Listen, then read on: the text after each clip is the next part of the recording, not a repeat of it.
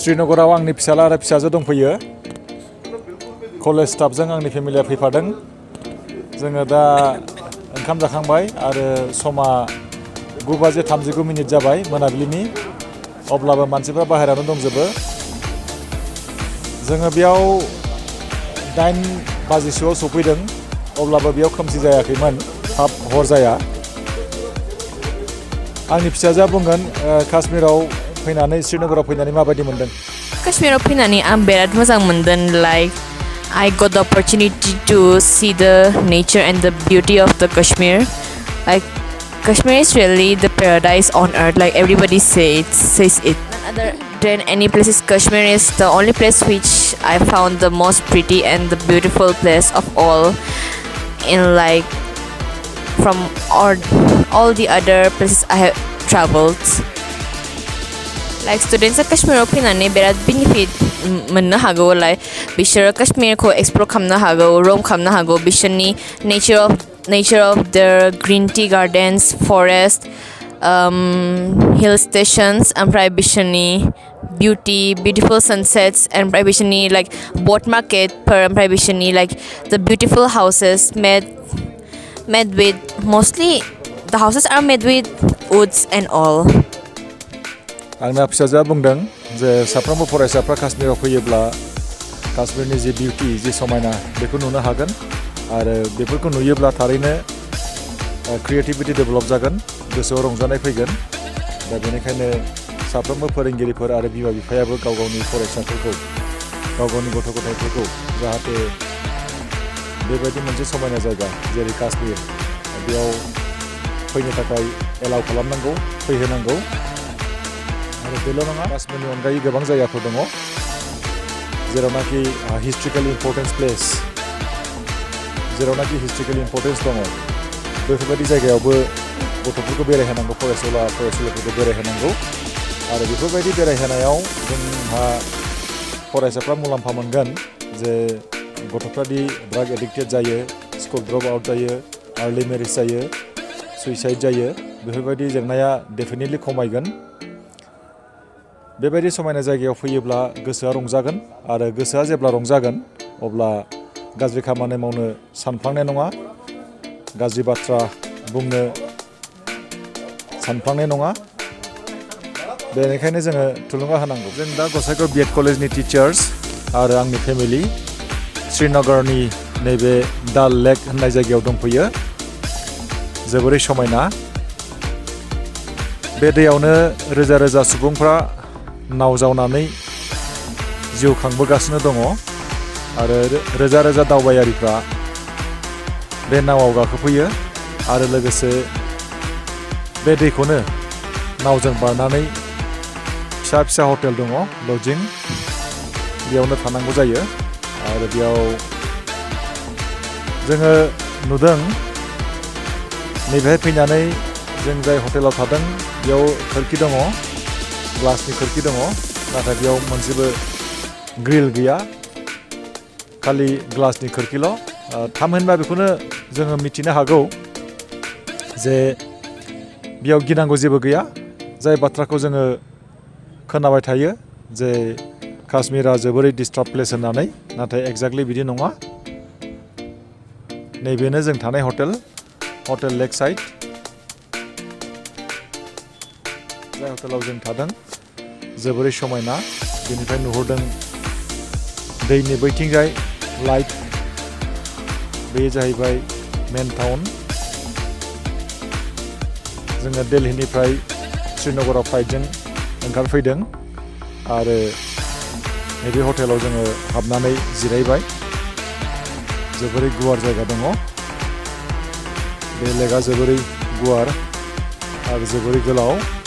जेरैबो सोरगिदिं लाइट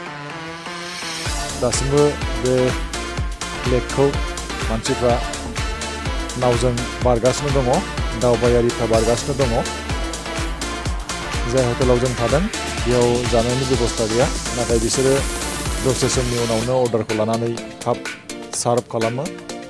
जायबादि जाग्राखौ नांगौ जाय आइटेमखौ बा जाय मेनुखौ बियो बेखौनो होफैयो बिसोरो नाव जावनानै स्कुलाव थांदों नै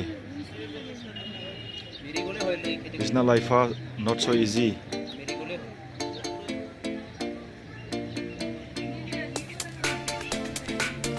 सानफ्रामबो नाव जावनानै थांनांगौ बारनांगौ स्कुलाव बे बिलोखौ नैबे जाहैबाय श्रीनगरनि दाल लेक जों दा नावआवनो दङ गासिबो कलेजनिबो स्टाफसफोर दङ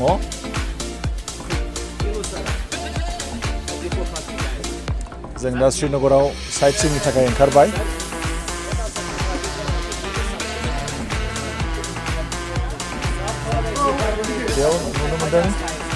बेयाव नुनो मोनदों रोजा रोजा नाव दङ आरो बे बिलो सायावनो बिजनेस मावगासिनो दं मानसिफ्रा खायफा नाव सालायनानै खायफा आइसक्रिम फानदों खायफा आरो फट' खेबग्रा बे नाव सायावनो बेयावनो 24 आवार खामानि मावो बे जाहैबाय थांनानै थानायनि मोनसे राहा आरो जोबोरै मोजां बे जोबोरै गुवार बे दाल लेकआ बे बिलोआ जोबोरै गुवार दैया बारा साफा नङा जों साफ्राबो जायनाखि बेरायफैयो दावबायारिफोर बिसोरो सांग्रां जानांगौ जाहाथे नैबे दैखौ बिलोखौ मोजाङै लाखियो बेयाव प्लास्टिक गारनाङा बथल गारनाङा नाथाय नुनो मोनदों बेयाव खायफा जोथोन लाया बेनिखायनो एसे लेथ्रा जादों रोजा रोजा नाव दङ आरो रोजा रोजा दावबायारि जोबोरै समायना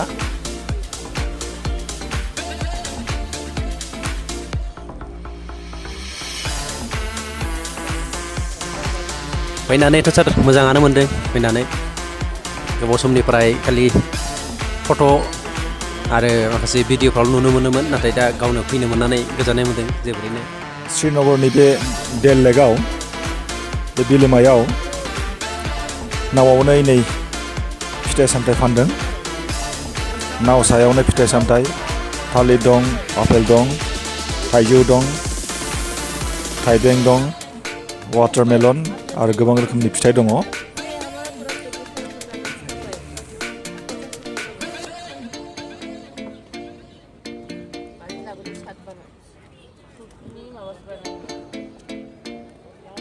बेनो जाहैबाय हटेल लेक साइड बे हटेलावनो जों दङ आंनि फेमिलि आरो लोगोसे कलेजनि स्टाफ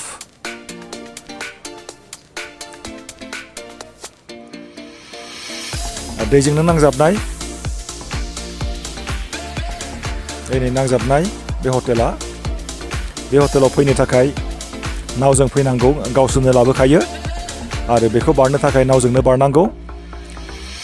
हटेला साखोन सिखोन गाज्रि नङा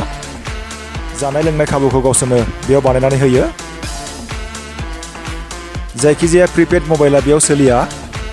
कानेक्सन जाया नाथाय हटेलाव वाइफाइनि फेसिलिटि दङ आरो बे वाइफाइनि गेजेरजोंनो जोङो जोंनि मबाइलखौ प्रिपेड मबाइलखौ बाहायनो हायो नैबे जुलाइ दानाव काश्मीरनि बोथोरा गुदुंबो नङा गुसुबो नङा श्रीनगराव गुदुंबो नङा गुसुबो नङा नाथाय जायगा जायगा एसे गुसु जागोन जोंनो फोरमायनाय बायदिब्ला बे बिलोनि दैखौ 30 बोसोर सिगां लोङोमोन रायजोफ्रा बे दैखौ लोंनो हायोमोन जोबोरै साखोन सिखोनमोन नाथाय दावबायारिफोरनि आरो रायजोफोरनि सांग्रांथि नङैयाव दिनै बे दैया मैला जाबाय दावबायारिफोरनि जोबनो गैया खायफा नाव सायावनो बिजनेस खालामदों आरो दावबायारिफ्रा बे बिलोखौ बेरायदों नाव गाखो गाखो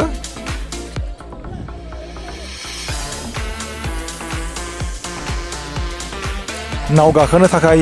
नेथ'नांगौनि गोनांथिबो गैया जाय हटेलाव थागोन बे हटेलनि गेजेरजोंनो नाव गाखोनायखौ जोङो खाबु मोननो हागोन थांलाय फैलाय बेरायनाय